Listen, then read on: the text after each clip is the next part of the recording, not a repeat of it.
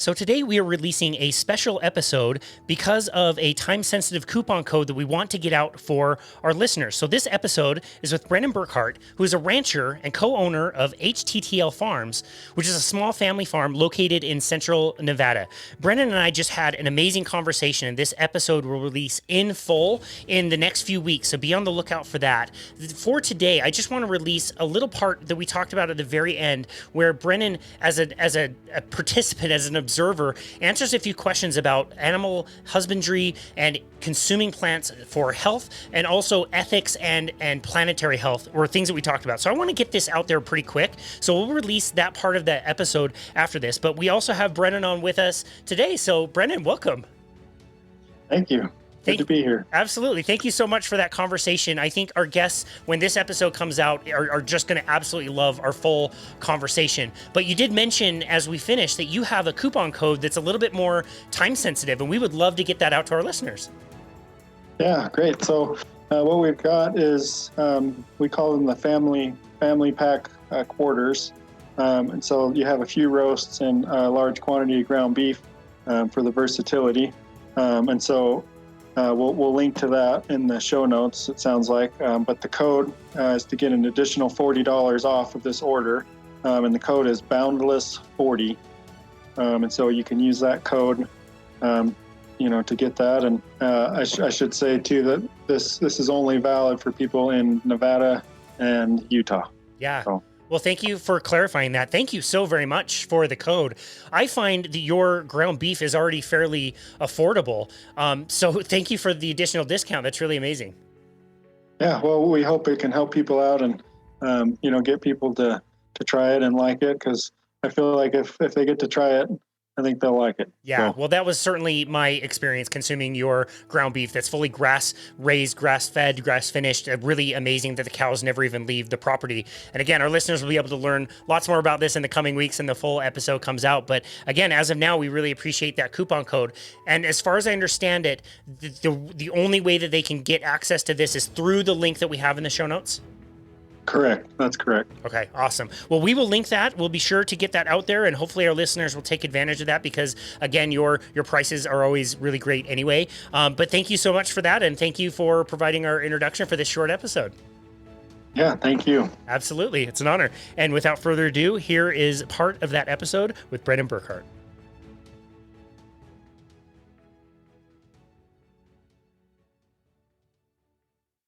Okay. I know you're not a nutrition expert. You got a front row seat. You told me that you guys consume massive amounts of beef and pork. You eat lots of eggs, mostly animal products with high fat, high cholesterol. You're raising your kids this way. They're drinking cream, essentially. What do you observe in your family as far as health goes? Are you worried that your little kids are going to start blowing up with heart disease all of a sudden? Or like, what are you observing in yourself and those around you? Sure. Yeah, and there's probably two components to that. They say there's nutrition and then your lifestyle. And I think you could probably eat all the right foods, but if you just sit at home all day, you probably still won't be that healthy, and maybe vice versa. Yeah, good point. And I don't know, maybe that's not completely true, but what I've noticed is that my kids are active. We open the door in the morning and we turn them out, for lack of a better word, and they run all day. They make me tired just looking at them. And so they're active. They're doing stuff. They're using their mind. They're using their heart. They come in out of breath. They're very active. And so, I think, I don't worry about their health. I feel like they're very healthy kids. They rarely get sick.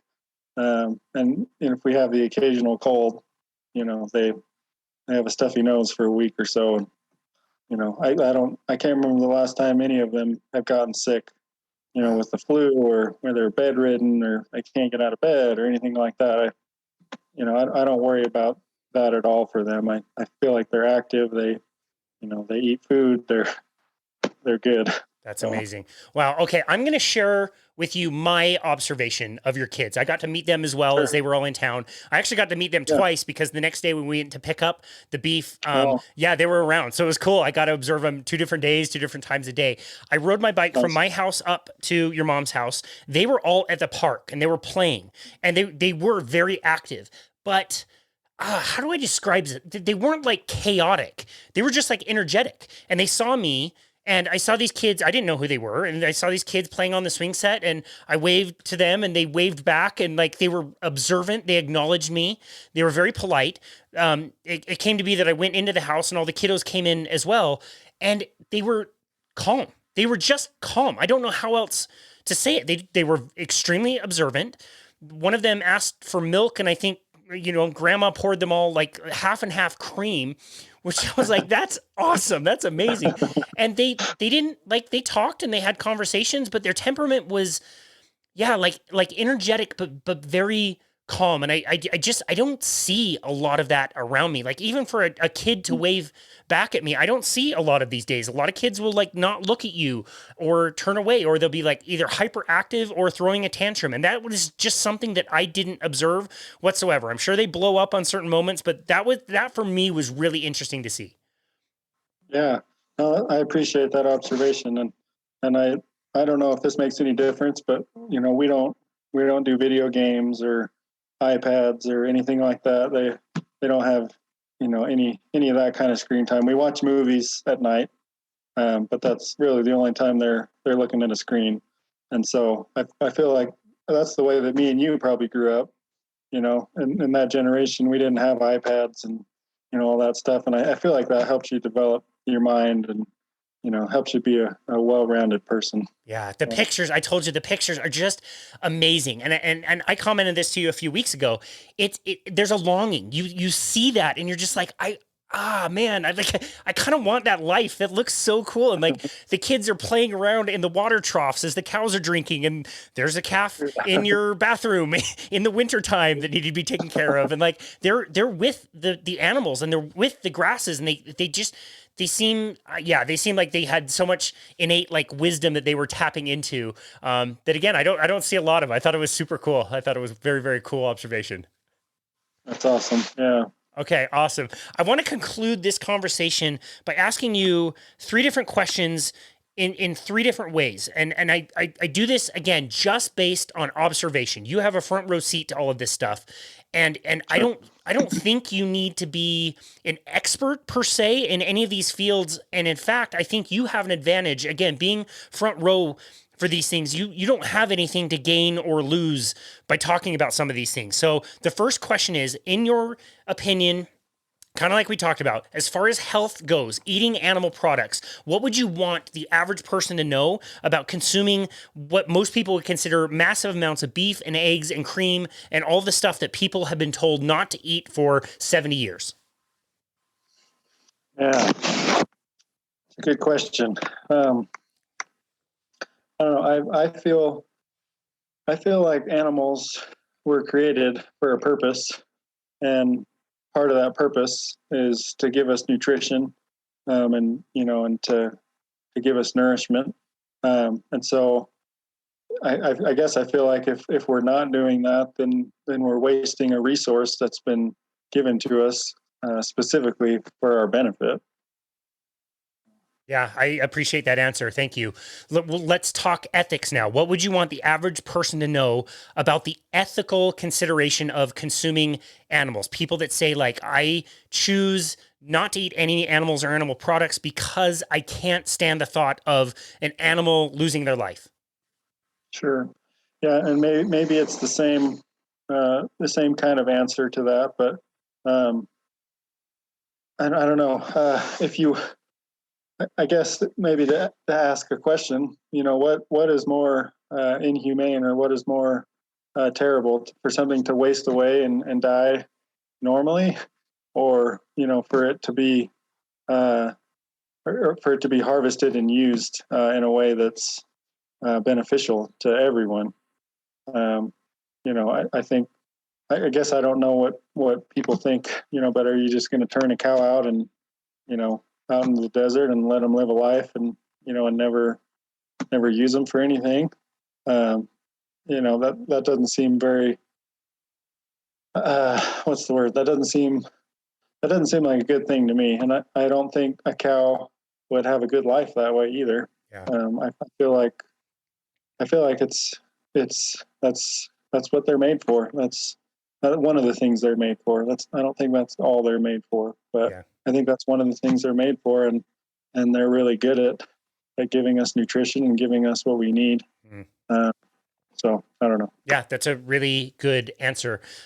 Cows to me appear very social, and I think about that one cow isolated in the middle of nowhere. Like, what chance does that cow have to survive? He's sitting prey. He's going to have a death, and I would argue that death would be far worse than something that's really instantaneous. Having a little bit of a background in, I guess like monocropping, something that we mentioned in the introduction.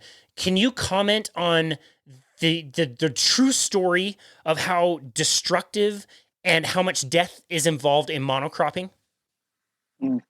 Yeah. And, it's hard to have a blanket statement. There's different people that really try to be conscientious, and then there's people that don't. And then there's, everyone in between. But the potential that monocropping has, for death and for, that kind of negativity, I think is pretty high. I guess, I don't know, for example, if you have one field, a crop field, you're trying to grow a certain crop, anything that's not that crop, the alternative is to kill it. So if it's, they call it a weed, but maybe it's beneficial, so like, for example, let's say we're trying to grow a field of alfalfa, and you have some orchard grass that comes up in that field. If you are only focusing on the alfalfa, then you've got to kill that orchard grass. And what that does is it interrupts the soil cycle. When you kill something that way and put a synthetic pesticide on there, it can interrupt the microbiology in the soil, and so it kills some of those microbes. And then let's say that orchard grass goes away, then something's got to come in to fill the space that orchard grass was in, and it'd be another weed. They would call it a weed, and then that's something that they don't want, so they got to kill that too. And it's a perpetual cycle that just keeps going on and on. Yeah. No, that's really well explained. And I also think about, harvesting the crops. There's an enormous amount of death done to animals during that process. I've heard that it can be rather traumatic to drive some of those combines, especially as you're harvesting through the final acres where all of these animals are condensing. And it can be a really difficult experience to see a lot of death of the animals and the critters that you mentioned that are kind of running around in the grasses all the time. Sure. I think about those scenarios, and I go back to thinking that you can either choose the monocropping and destroying different plants and probably lots of chemicals and dealing with, annual plants that aren't developing deep roots that's depleting the soil, versus a system like you have, which is you have cows that live cow heaven lives. They have one bad day, one bad moment, and that's it. And two animals that have been alive and around and had a great life are now providing you and your entire family food for a year. And so I balance those things. And it's not to say that none of us doesn't have any blood on our hands. We all do. And I think that's the important thing to think about, is all of us are part of this. If something is going to live, we're going to have to die, and we have to grapple with the ethics of that. Sure. I agree. And like I mentioned previously, I feel good about what we're doing because we have a hand in everything from before birth until after they're harvested and processed. And so I feel comfortable, with everything we do. And, I don't feel any guilt, any shame, any of that. I feel like everything we're doing is good, and it's responsible. And I feel like we're being sensitive, to that animal, and to the different, Yeah. I appreciate that. I love that answer, and I'm glad that you take such pride in what you guys are doing, which is such great work. The third and final question that I'll ask you about that is you must like live in the epicenter of the destruction of the planet. You've got 150 cows around you all the time. So the argument is that cows are producing methane from farts, and that is destroying the planet. And again, how that works in the atmosphere, I don't exactly know, but surely you being in this area for so long with all these cows destroying the planet, you must get some sense of what is happening ecologically, what is happening to the health of the planet. So my third and final question for you is, as an observant, what would you want the average person to know about raising cattle and planetary health? Yeah. So in all the years I've been around cows, I could probably count on two hands the number of times I've heard flatulation. And so I don't know, take that for what that's worth, but I don't, and I'm around cows all the time here. So Right. I don't know if that means that they just don't do it in our environment, or maybe there's something else, but I don't hear that very often at all. So I'd say that would be one thing. The second thing, every time we go to town, or to a big place, like Salt Lake or, any other big population, it definitely feels different to me, to see all that asphalt and concrete, and I'm really happy to get back to our home, with grass and sunshine and, clean air. And so I feel like it's a clean way to live, and I feel like we're benefiting the planet, and population is necessary. Having cities, and I think that's probably a necessary thing. But I feel like with what we're doing, I think we're adding to the health of the ecosystem, adding to the health of the soil, and to the planet. Whereas some other ventures may not be doing that same thing. Mm. Wow. Well, I really appreciate those thoughtful answers. And that's certainly been my observation, and talking to a lot of people that are in this world has been eye-opening. And it's such a different narrative than what you hear like on the news and certain, social media, and, the plant-based movement that's really being pushed right now. It's just not something I've personally observed. The headlines look really scary, but when you go out and talk to these people, it's very, very different. So thank you so very much for listening to this shorter bonus episode of Boundless Body Radio with Brennen Burkhart of HTTL Farms. He was an amazing guest, and we just got done with an amazing conversation. That conversation will be released in the next few weeks, but for now, we wanted to get out a portion of that conversation, also with that discount code if you live in either Utah or Nevada. It's the link that you have to use that's in our show notes to be able to take you to a special page where you can then apply the discount code to get a nice discount on their beef. I was blown away by the quality of their meat. It is absolutely super tasty. It is very nutritious. I absolutely love it. It cooks up great. So if you're in the area and you want to take advantage of that, I promise you, you will not be disappointed in the quality of this meat. And like we said, be on the lookout for the full interview to be released soon. And thank you so much, as always, for listening to and supporting Boundless Body Radio.